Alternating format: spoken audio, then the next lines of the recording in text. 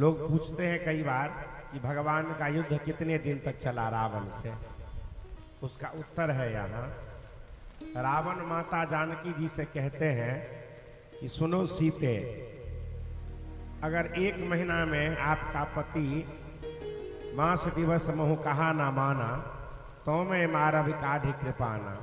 मैं आपको 1 महीने का अवधि देता हूं कि आप को मैं जैसे कहता हूं वैसे आप करो।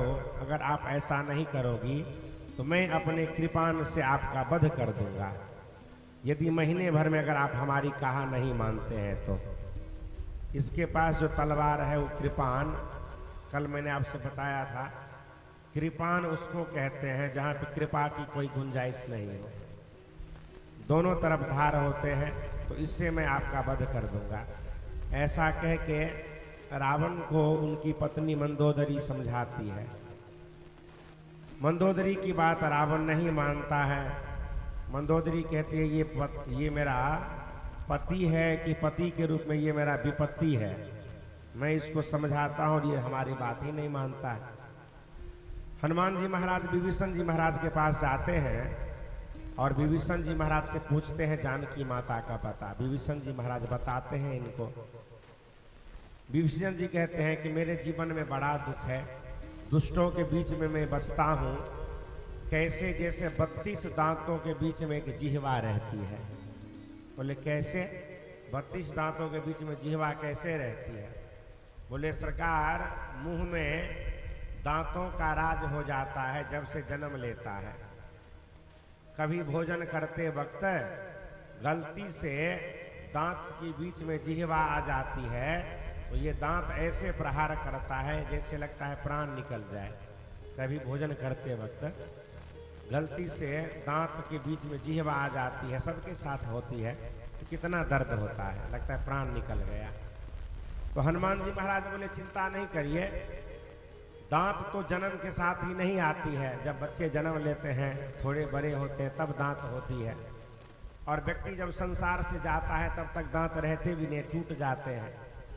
तो जो समय के बाद में और समय से पहले चल जाए उसका कौन सी सत्ता? तो सत्ता निष्कंटक तो जिह्वा की रहती है, जो जन्म से रहती है और अंत तक साथ देती है। तो कुछ समय में समुद्र किनारे सदगुरुदेव भगवान शिविर लगाएंगे, जिनका नाम है राम जी, और आप हैं रोगी। आप जा करके उन वैद्य से शिकायत करिएगा कि ये दांत बड़ा कष्ट देता है। एक एक दांत को उखाड़ के फेंक देंगे। जब कोई व्यक्ति किसी डॉक्टर के पास जाता है, कहता है कि मेरा यह दांत बड़ा कष्ट देता है, दर्द करता है, कनकनाता है, पानी पीते हैं, तो डॉक्टर साहब क्या कहते हैं, चिंता मत करिए, अभी आपको बताएंगे, एक सुई लगाएंगे, ये दर्द दूर होगा और ये दांत निकाल के फेंक देंगे, कहते हैं। तो वही हनुमान जी कह रहे हैं कि अभी शिविर लगेगी आपके समुद्र किनारे और वहाँ भगवान वैद्य बनेंगे। आप रोगी हैं ही, उनके पास जाइएगा, उनसे शिकायत करिएगा।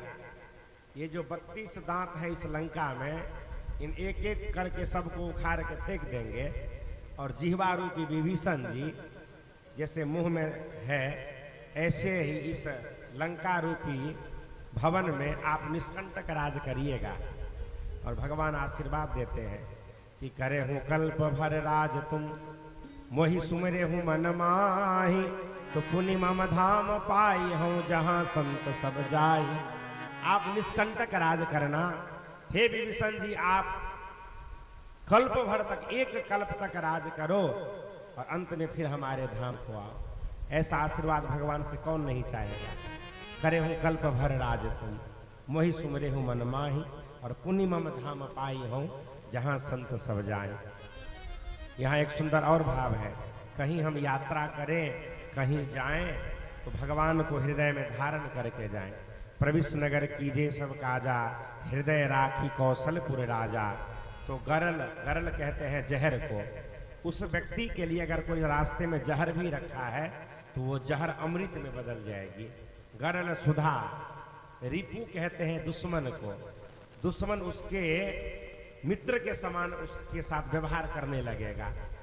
गरल सुधा रिपु कर ही मिताई, और गोपद सिंधु, अगर उसके लिए कोई खाई जैसे रास्ता खोद के रखेगा, गर्ल सुधारी पुकरहि मिताई, तो गोपद के समान वो सिंधु उसके लिए जैसे गौ माता का बच्चा छोटे से नाले को पार कर जाता है खुर से, ऐसे ही संसार सागर से हम पार उतर जाएंगे। वह खाई मेरे लिए छोटे से खड्डे के समान हो जाएगा। प्रविष्ट नगर कीजिए सब काजा, हृदय राखी कौशलपुर राजा, तो गर्ल सुधा रिपु करहि मिताई, गोपद सिंधु अनल सितलाई। गरुड़ सुमेरु रेणु समताही, भगवान जिसकी ओर कृपा की दृष्टि से देखते हैं उसके लिए सारे काम आसान हो जाते हैं।